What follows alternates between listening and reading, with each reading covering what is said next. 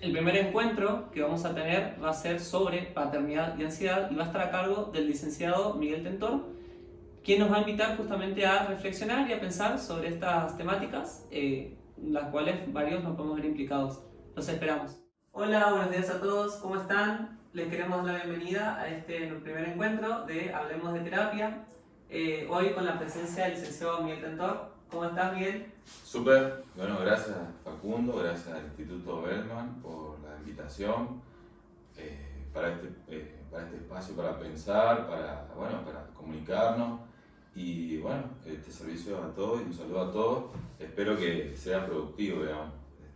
Muchas gracias. Muy cómodo acá. Muchas gracias, Miguel. Nosotros también y bueno, agradecerte por tu presencia. Bueno, Hoy vamos a hablar de un tema que se presenta bastante seguido en consulta últimamente, capaz que relacionado a los cambios culturales que por ahí a los que estamos atravesando, ¿no? ajá, Que es paternidad, por un lado, ajá, y por el otro lado, ansiedad. ajá. Y quiero empezar la entrevista consultándote qué es la paternidad. Ah. Es algo difícil de definir y según cada escuela o de psicología, si nos remitimos a la psicología, es como muy complejo definirlo, pero vamos a hacer un intento, digamos. De hecho, hay mitos sobre la conflictiva con respecto a la paternidad. Los primeros mitos, el mito de Cronos, donde se come a sus hijos por miedo a la competencia, la horda primordial, desde Freud. Hay formas de pensar esto, que es la paternidad y su función. Antes que nada, me parecería que la paternidad es una función, es un ejercicio que excede lo biológico. Si se refiere solo a lo biológico, es como bastante reducido pensarlo desde esa perspectiva. Y esa función es estructurante para el psiquismo, es estructurante y determinante en la personalidad. Así que me parece que es sumamente importante que estemos hablando de esto, sobre todo desde el espacio terapéutico. Bien, bien. Y si yo te pregunto paternar, como otra palabra, ¿es lo mismo que la paternidad? Es medio lingüístico esto, pero es una forma elegante de zafar, digamos, de la complejidad de la pregunta. Pero la paternidad es sustantivo, paternar es verbo, es el ejercicio de la paternidad.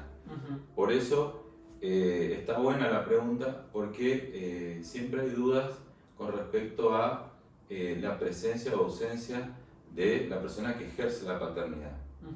Siempre la paternidad en la historia humana estuvo asociada al hombre, porque la cultura dio determinado rol o determinada función, o se determinaba por lo biológico y las necesidades. Digo, la mujer es la que tiene que parir y dar la teta un cierto tiempo, lo que ya condiciona desde esa cuestión biológica la función de la maternidad con respecto al cuidado. Y el hombre es el que tiene que, en función de que la mujer tiene que darle la teta, tiene que salir a buscar, cuando estábamos en la caverna, salir a buscar alimento, o sea, proveer. Ya eso distribuyó las tareas y el ejercicio, digamos. Eso en un principio era así hasta hace muy poco y todavía se lo asocia, pero hoy deberíamos pensar de que la paternidad y el ejercicio de la paternidad ya excede el género, o sea, ya lo puede ejercer cualquier persona, no necesariamente el padre biológico, no necesariamente tiene que ser un hombre, sino que es una función estructurante, digamos, en el psiquismo. Si pensamos el psiquismo desde el psicoanálisis, desde el aparato psíquico, se conforma por el deseo y la cultura, digamos, o la libido, que sería, no es lo instintivo, pero es el término más parecido. Sí. Es energía psíquica de origen sexual como sujeto deseante, por un lado el deseo y por otro lado la cultura, pertenecer culturalmente.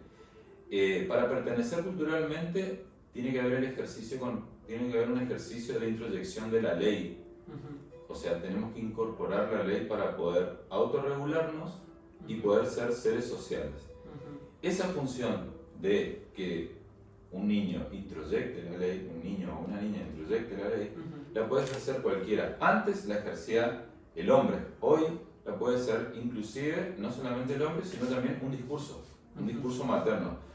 O sea, ya no es necesaria la presencia real ni siquiera de una persona, sino de significantes, diría Lacan. Sí. ¿Sí? Entonces, la ley cumple la función de habilitarnos a ser seres sociales, porque si bien es palabra, letra muerta, digamos, es un significante que hace que nos regule la conducta. Por eso es súper importante el ejercicio de la paternidad. Y la diferencia con, o sea, puede haber un padre biológico, pero paternar tiene que ver con todo el ejercicio del desarrollo y la crianza que implica el desarrollo psíquico y emocional de una persona. Por eso es distinto.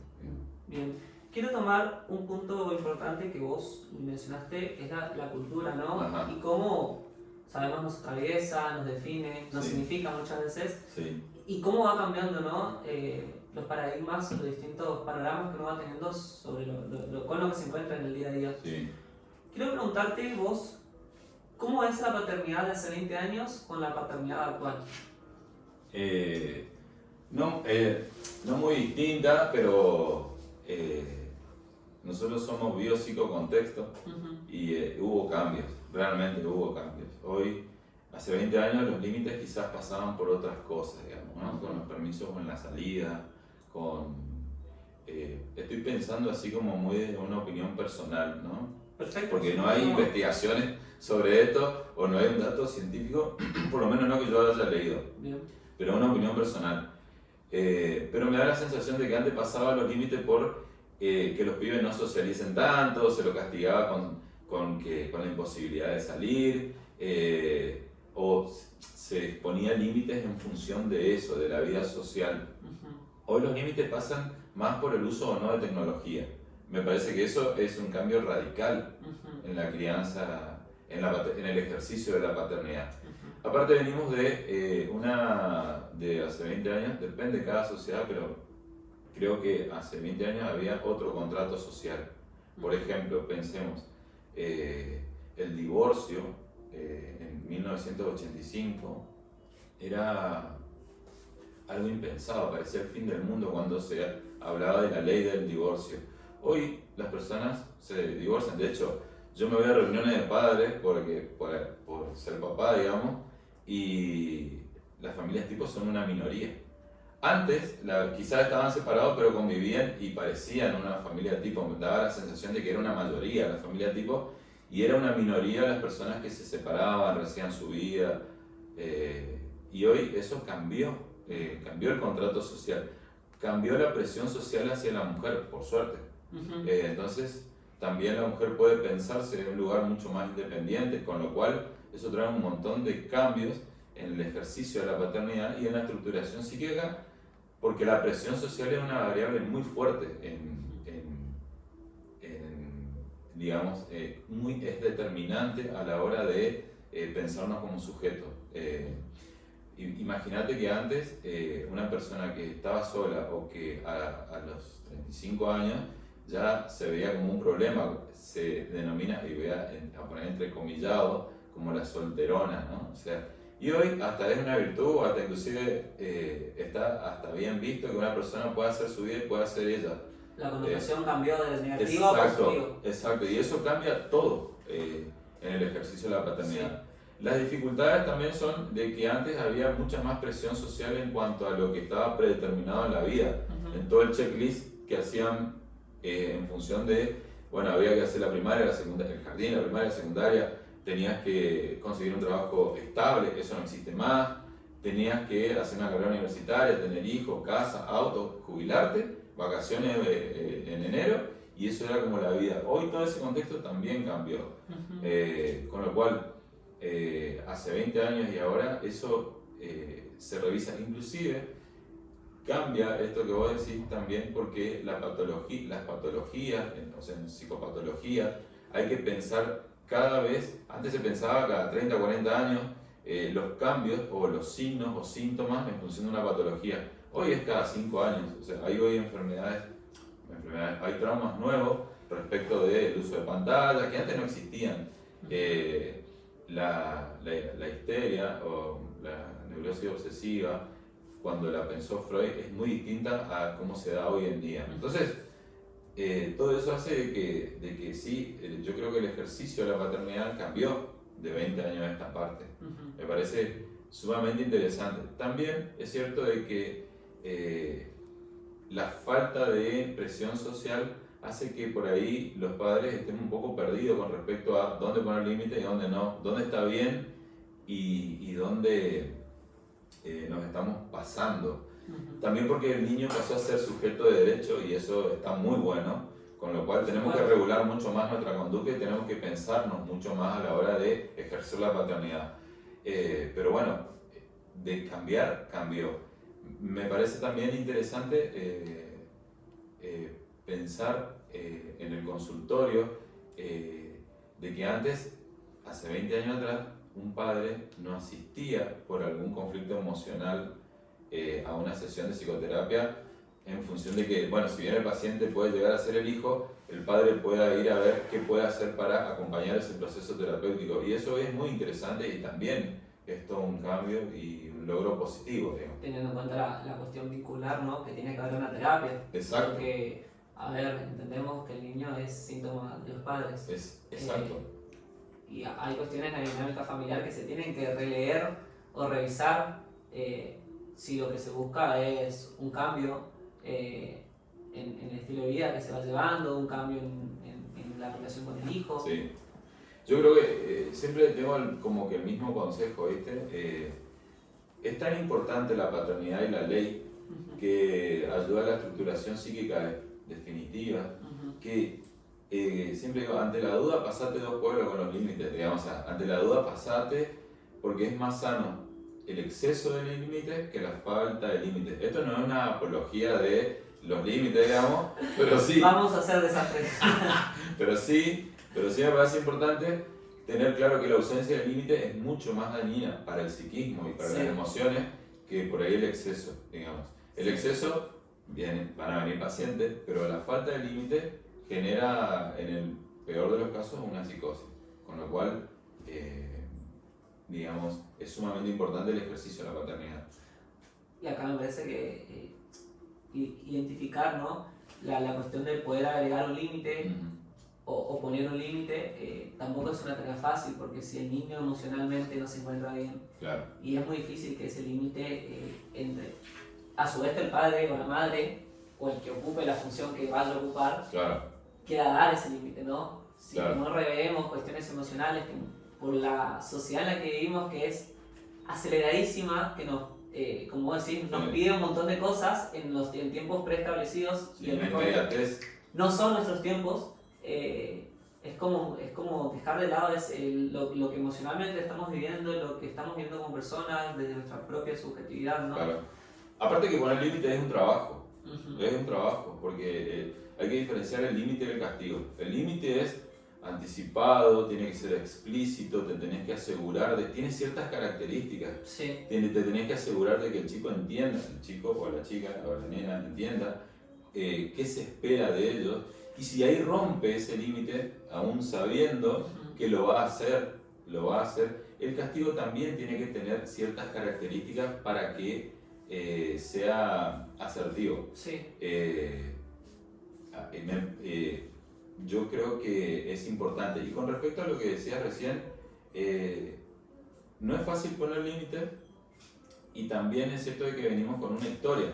Esto, o sea, para poner límite también se aplica a las series complementarias. La serie complementaria de Freud para las personas es como, digamos, las variables que hacen que se arme el psiquismo, o que uno sea como es, que tiene que ver con las particularidades de cada uno, lo heredado y lo adquirido. Entonces, nosotros venimos de una historia familiar con una identificación con respecto al ejercicio de la paternidad, y eso es lo que vamos a aplicar en piloto automático seguramente. Cuando digo eso puede ser por lo positivo, por lo similar o por lo negativo, que puede ser por lo opuesto. O sea, alguien que recibió muchos límites, por lo opuesto, sería alguien que no pone nada de límite. Sí. Alguien que o repite el patrón que recibió con respecto al ejercicio de la paternidad como hijo, y es alguien que es excesivo con los límites. Entonces, por dar ejemplo, revisarse, cuando ponemos límites necesariamente estamos atravesados también por nuestra historia y por nuestra característica de personalidad. Sí. Pero es sumamente necesario. Por eso lo que vos decías es importante porque la sesión de los niños implica más a los padres que a los niños, porque son un producto de esas familias, digamos, ¿no? Ujú. ¿Cómo ves una diferenciación o en qué difiere esto con la maternidad? Son roles complementarios. Ya digo, o sea, la maternidad está asociada a la mujer, la paternidad está asociada al hombre. Hoy puede maternar un papá y puede paternar una mamá, Sí. y es válido igual. Bien. Son roles complementarios. La Winnicott dice que una buena mamá es la que tiene la capacidad de ilusionar y frustrar. Entonces, es alguien que puede lograr un buen holding, digamos, ¿no? O sea, un buen sostén afectivo. Y es alguien que tiene que generarle como una ilusión, como una esperanza, a partir de ese sostén, y tiene que aprender a enseñarle a frustrarse. ¿Para qué? Para que se pueda autorregular. Sí. Tiene que pasar de la corregulación, esto es Arun Matsugani, hay un autor nuevo que trabaja sobre el psicoanálisis anglosajón, y es interesante porque habla de la regulación emocional. Y en la crianza, la regulación emocional por parte de la madre tiene esa función, ¿no? De, a partir de el ejercicio de la maternidad, que es el sostén afectivo, pero a su vez con ese sostén afectivo generar una dependencia segura, digamos, ¿no? Una emoción segura, sí, una base segura emocional, a partir de eso que pueda frustrarse, que tenga capacidad para tolerar la frustración. Eso es un ejercicio progresivo que va desde menor complejidad a mayor complejidad, y que tiene que pasar de la corregulación, o sea, los padres tienen que corregular, a la autorregulación.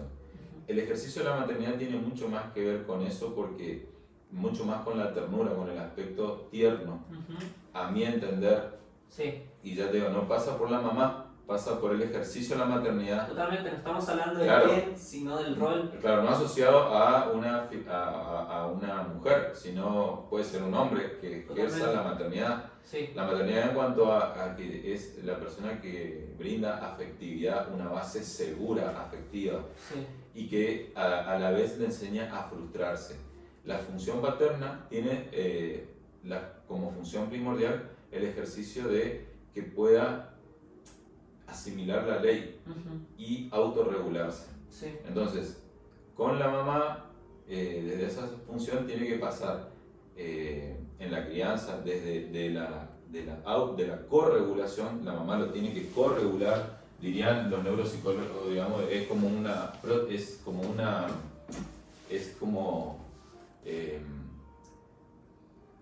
prótesis del prefrontal, digamos, ¿no? Es como el ejercicio del prefrontal que no se desarrolla, o sea, no tiene los procesos inhibitorios. Entonces los procesos inhibitorios tienen que venir de afuera. Ahí está el ejercicio de la mamá, o de la maternidad, me corrijo. Bien. Y para pasar a la autorregulación, que es con la introyección de la ley. Entonces, pasar de la corregulación a la autorregulación es un trabajo que va haciendo que el desarrollo del psiquismo y el desarrollo de las emociones vaya siendo como más saludable, por así decirlo. Y el ejercicio de la maternidad tiene todo que ver con esto de la base segura emocional. Quiero ir un poco al otro tema. Vale, a la ansiedad. A la ansiedad. Ajá. La cual, según diversos autores, como así también en varias investigaciones, sí, se encuentra un consenso en definir la ansiedad o en entender la ansiedad como un mecanismo de respuesta ante situaciones de incertidumbre, la cual es inherente al ser humano. A ver, esta cuestión de inherencia es, todos tenemos cierto monto de ansiedad, ¿no? Sí. Y esta misma se presenta de situaciones que nos ponen en jaque, nos generan dudas, sí, generan incertidumbre. Sí. Rendir un examen, competir en un deporte de alto rendimiento, sí, ir a una entrevista laboral, pedirle noviazgo a alguien, que también genera ansiedad. Sí. Hacer una entrevista. Hacer una entrevista. Sí. ¿Ves a la paternidad excluida de estas situaciones? Y no, al contrario, el ejercicio de la paternidad implica repensarse y estar en conflicto casi que permanentemente, digamos. O sea, no un conflicto con el niño o la niña, sino en conflicto con uno mismo. Es repensarse todo el tiempo. Sí. O sea, un ejercicio responsable de la paternidad implica que pienses cada situación, cada contexto y cada intervención con eficacia. Sí. Eso genera en determinado momento un monto de ansiedad elevado. Por ejemplo, pensar de que, no sé, un hijo de 16 años pueda llegar a ser fumador y te genera un poco de ansiedad. O pensar que si tenés una hija tiene que experimentar la sexualidad y con todo lo que eso implica, y tiene que haber seguramente ansiedad, porque si no seríamos inhumanos, digamos, ¿no? Estas cuestiones, que es también la pregunta siguiente, Sí. ¿no? ¿Cómo identificar estos rasgos tanto Claro. o estados de ansiedad? Claro, todas las etapas tienen una situación difícil. Cuando lo tenés que largar a caminar y ves que está medio tambaleando el bebé y que se va a romper la cabeza, pero que es el riesgo para dejarlo ser, implica ansiedad.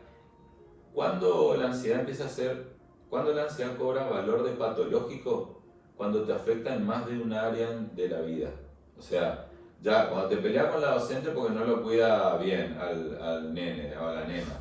Cuando te peleas con el vecino porque lo miró mal. Cuando ya estás todo el día preocupado y querés que esté encerrado en tu casa para vos no sentir miedo o no sentir ansiedad, ahí es patológico. Cuando ya pasas por miedo a inhibir la crianza. Uh-huh. Ahí ya hay una patología en el ejercicio de la maternidad o de la paternidad. Uh-huh. Pero no es en función de que yo creo que la mayoría de los padres mentimos cuando decimos de que en realidad es más seguro que se quede. En realidad lo que estamos queriendo es no sentir miedo. Claro, es más seguro para nosotros. Claro, es más cómodo para Claro. nosotros que se quede encerrado, que no quiera salir, que se quede viendo Netflix, no importa, ¿viste? Pero no es por él, es para nosotros no experimentar esos montos de ansiedad. Uh-huh. Entonces, cobra valor de patológico cuando ya empezás a inhibir. No implica que algunas veces no los dejes salir, pero ya ahí es saber distinguir cuándo es una intervención eficaz y cuándo no. O el famoso, no lo dejas hacer esto porque no sabe, porque no puede, se va a lastimar. Claro. ¿Son claro. también significantes o son etiquetas Claro, lo que llevaba van a a clase, debilitar al chico claro. el día de mañana? Lo llevaba a la clase y lo tenía alzado. Totalmente. O sea, ¿por qué? Porque por los microbios, por lo que sea, digamos, ya ahí hay algo que habría que empezar a observar la ansiedad en esa. Claro, o el que no se ensucie. O que no se ensucie. Que vaya a la hamaca, al arenero no. Bueno, ¿Quién claro, sabe que se todo el encuentra tiempo. en el arenero? Todo el tiempo hay evolutivamente hay situaciones Sí. y la vida es peligro, digamos, Sí. ¿viste? Entonces, y ya te digo, la historia hace que alguna persona que vino con un estilo de crianza mucho más sobreprotector, o si viene con un estilo de crianza mucho más habilitador, o ya casi al borde del abandono, Sí. son estilos distintos, digamos, Sí. pero en los dos hay ansiedad, seguramente. Bien. ¿Aceptamos o rechazamos esto? El padre, la madre, que ocupe esta función de paternar, ¿no? ¿Acepta o rechaza la ansiedad? Yo creo que no la reconocemos, no la reconoce. Yo creo que la ansiedad es un poco algo que nos atraviesa, es un trastorno ya que nos atraviesa. Sí. O sea, la media se eleva bastante por el estilo de vida que llevamos, es como bastante más complejo esto, ¿no? Sí. Pero habría que ir caso por caso, persona por persona, pero para generalizar, yo creo que no se reconoce. Sí. Lo que implica el costo afectivo que tiene el ejercicio de una paternidad responsable. Uh-huh. O sea, porque no es lo mismo la paternidad que una paternidad responsable. Claro. Entonces, yo creo que todavía no lo reconocen el costo emocional o la inversión emocional que implica el trabajo de una paternidad o maternidad responsable. Y todo el tiempo estamos atravesando un monto de ansiedad muy elevado, ¿no? Porque vos alguien que es papá recién y va a la farmacia y le va a dar ansiedad por lo que salen los pañales, por todas las consultas que hay bueno, yo lo pienso como papá de la economía, la mamá lo va a pensar de que el nene tiene que estar bien, no sé, ¿entendés? Pero siempre se le atribuye a las circunstancias, Sí. ¿no? Yo creo que hay poca lectura sobre uno mismo todavía. Bien. Yo para cerrar, Vale. y esto no es una pregunta, pero bueno, entendemos que desde nuestro rol de psicólogo, nuestra subjetividad debe ser dejada de lado para que el protagonista sea el paciente, ¿no? Claro. Teniendo en cuenta que esto no es una sesión, o sea consultorio, o sea, es lo que uno busca, ¿no? Sí. Pero esto en este momento no es una sesión, yo quiero pedirte que vos te corras de esa neutralidad y preguntarte qué nos dirías a las personas que en un futuro queremos ser papás. Espero que me lo hayan escuchado. ¿Qué nos dirías en relación a esto de que... ¿Quién lo escuche quién? Mi novia. Sí, porque si no es un tema después. Sí. Es joda. Sí. Bueno, pero esto sale en tiempo. Sale en un tiempo. Sí. ¿Qué nos dirías en relación a ejercer la paternidad, no? Sí. O cómo prepararnos, o qué pensar con respecto a esto. Mira, yo pienso que primero la subjetividad es imposible dejarla de lado, pero vamos a hacer un intento, el mayor esfuerzo. Porque dirían los psicoanalistas que uno no elige, o sea, no es al azar todo lo que se dice, ¿no? Yo creo que voy a tomar algo desde el existencialismo o del análisis existencial o de la logoterapia. Bien. Me parece que cuando la paternidad, cuando se convierte en un proyecto de vida, cuando hay un deseo profundo, es lo mejor que te puede pasar. Bien. Y es algo que no es que se suma nomás a tu vida, sino que ocupa casi que la centralidad de tu vida. Si es un proyecto de vida, es lo mejor que te puede pasar, porque no hay vivencia más fuerte que esa. Y eso es de la experiencia personal, y por lo que veo también. Ahora, si no es un proyecto de vida y no hay conciencia de la inversión que hay que hacer emocional, puede ser lo peor que te puede pasar en la vida. O sea, es una decisión muy honesta que una mujer diga, yo no quiero ser mamá o yo no quiero ser papá, cuando no es su proyecto de vida, ¿no? Está claro, no es lo mismo una decisión libre. Sí. Bueno, una decisión libre yo, pudiendo, elijo no hacerlo. Sí. ¿Tá? Una cosa es esa y otra cosa es decir, por miedo no voy a hacerlo. Claro. Eso no es una decisión libre, esa es una decisión fogoneada por el miedo, por una emoción. Entonces, cuando es una decisión libre, de decir, bueno, hago un balance y quiero dedicarle 15 años de mi vida a trabajar el ejercicio de la maternidad o la paternidad, sí. Puede ser lo mejor que te pase, digamos. Y si no es así, puede ser lo peor que te pase. Esto es como muy fácil, muy cómodo decirlo, no es tan sencillo. Hay personas que no tienen ningún plan y termina siendo lo mejor que le pasa, y hay personas que lo planifican un montón y termina siendo el tren fantasma, digamos. Entonces, decir eso, primero, ser muy consciente en el análisis existencial, sí. O en la logoterapia de Víctor Frank, el propósito en la vida hace que la vida sea mejor, ¿no? Y se logren momentos de plenitud. La paternidad implica mucho trabajo. Ahora, en mi experiencia personal, y por eso digo, me niego a no meter la subjetividad, es lo que te da eje. O sea, es una de las pocas cosas, fíjate vos que parecería que yo estoy paternizando, pero en realidad el ejercicio de la paternidad yo creo que es lo que a mí me dio orden en mi vida. Entonces, ¿viste? A veces creemos que nosotros estamos rescatando a alguien y en realidad estamos siendo rescatados muchas veces. O sea, que con toda esa complejidad, si puede ser lo más lindo o lo más feo, pero mucho depende del proyecto de vida de cada uno. Bien. ¿Cómo intervenir vos como psicólogo ahora sí? ¿Cómo intervenir? Viene pongamos un valor, ¿no? Consulta. Con una carga de ansiedad por el hecho de enfrentarse a una posible paternidad. Brevemente, ¿qué me puedes decir? O cómo escuchar este discurso, cómo escuchar este deseo, o no deseo.